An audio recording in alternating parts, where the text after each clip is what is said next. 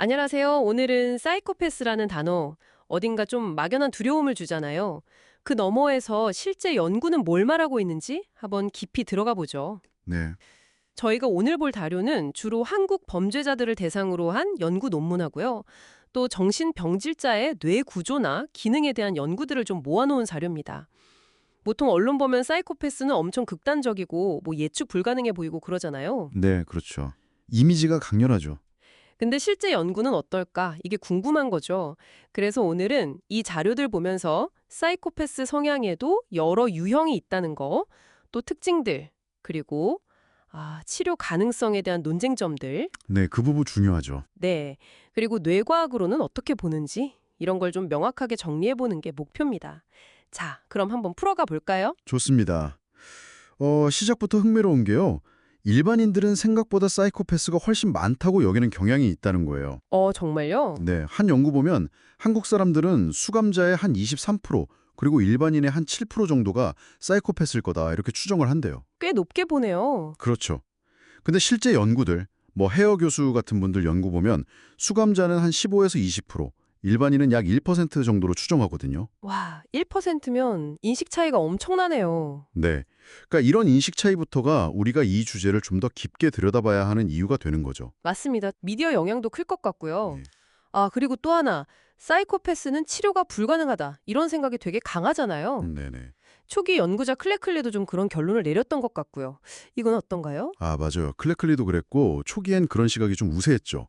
근데 최근에는 거기에 대한 비판적인 검토가 많습니다. 그래요? 네. 왜냐하면 그 당시 연구들은 PCL-R이라는 주요 평가 도구의 점수 기준 설정을 너무 높게 잡은 거 아니냐, 뭐 이런 문제 제기도 있고요. 아하. 또 아예 사이코패스 특성을 딱 고려한 그런 치료 프로그램 자체가 없었는데 효과 없다고 단정 지은 거 아니냐, 이런 한계들이 지적되거든요. 그렇군요. 방법론적인 문제들이 있었네요. 그렇죠. 반면에 또 집중적으로 개입했더니 효과가 있었다, 이런 연구도 있고요. 적어도 폭력 행동은 줄일 수 있었다, 이런 보고도 있습니다. 오, 그래서 핵심은 뭐랄까 성격 자체를 완전히 바꾸긴 어렵더라도 행동 변화를 목표로 하는 이제 위험성 감소 치료라고 부르는데요. 위험성 감소 치료요? 네, 그런 거라든지 아니면 사이코패스도 다 같은 게 아니니까 그 하위 유형별로 좀 맞춤 접근을 해야 하지 않나, 이런 아이디어들이 나오고 있는 거죠. 바로 그 지점, 유형별 접근. 이게 오늘 저희가 좀 자세히 볼 핵심 연구랑 딱 연결되는 것 같아요. 맞습니다. 박우현 이지혜 연구진의 2023년 연구인데 이게 PPIR, 그러니까 자기보고식 검사를 써서 국내 수용자 555명을 분석한 거죠. 네, 맞습니다. 자기보고식 검사라는 게 중요하고요. 이 연구에서는 잠재 프로파일 분석이라는 통계 기법을 썼어요. 잠재 프로파일 분석이요? 좀 생소한데? 네, 뭐냐면 응답 패턴을 쫙 보고 그 안에 숨어있는 어떤 자연스러운 하위 집단들을 통계적으로 찾아내는 방법이라고 보시면 돼요. 아하, 데이터를 기반으로 그룹을 나누는 거군요. 그렇죠. 그래서 이 연구에서는 범죄자들을 사이코패스 성향에 따라서 네 가지 유형으로 분류를 했습니다. 자기과대평가형, 그리고 보통 범죄자, 통제적 지배형, 마지막으로 충동적 자기중심형, 이렇게요. 네 가지 유형? 그중에서 특히 충동적 자기중심형, 이게 좀 눈에 띄던데요. 네, 맞아요. 집단 4번이죠. 이 유형이 대부분의 임상적도, 뭐 불안이나 우울, 망상 같은 거 있잖아요. 거기서 점수가 제일 높고 공격성이나 자살 생각 같은 것도 가장 높게 나왔다고요? 네, 그렇습니다. 얼핏 들으면 제일 문제가 심각하고 다루기 어려울 것 같은데 뭔가 좀 다른 특징이 있었나요? 바로 그게 아주 흥미로운 포인트입니다. 이 충동적 자기중심형 집단이 역설적이게도 RXR이라고 치료 거부 척도가 있거든요. 네. 거기서는 점수가 가장 낮았어요. 네, 치료 거부가 가장 낮다고요? 네. 그러니까 이게 뭘 의미하냐면 심리적인 고통은 가장 크게 느끼는데 역설적으로 도움을 받아들이려는 태도, 그 거부감은 가장 적을 수 있다는 거죠. 와, 그럼 개입의 여지가 있다는 거네요? 그렇죠. 개입 가능성을 시사하는 아주 중요한 부분입니다.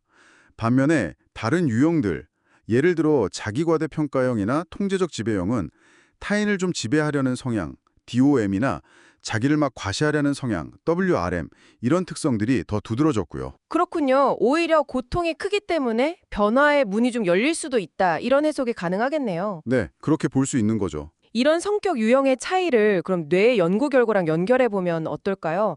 예전에 정신병질자들이 전전두피질이나 편도체 같은 뇌 영역에서 좀 구조적, 기능적 차이를 보인다. 이런 보고들이 있었잖아요. 네, 맞습니다.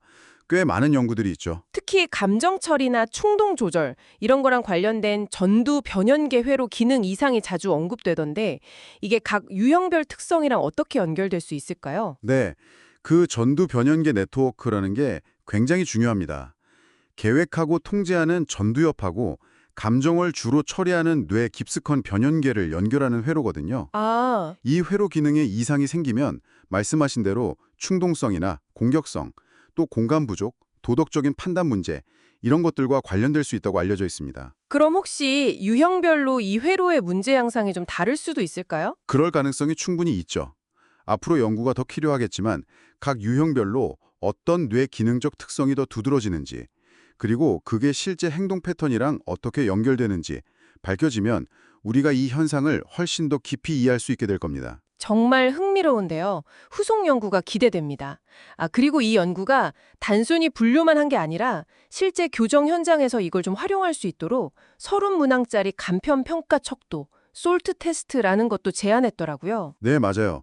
실용적인 부분까지 고려했죠. 각 유형별로 기준 점수까지 제시하면서 맞춤형 개입의 실마리를 주려고 노력한 점이 참 인상 깊었습니다. 그렇죠.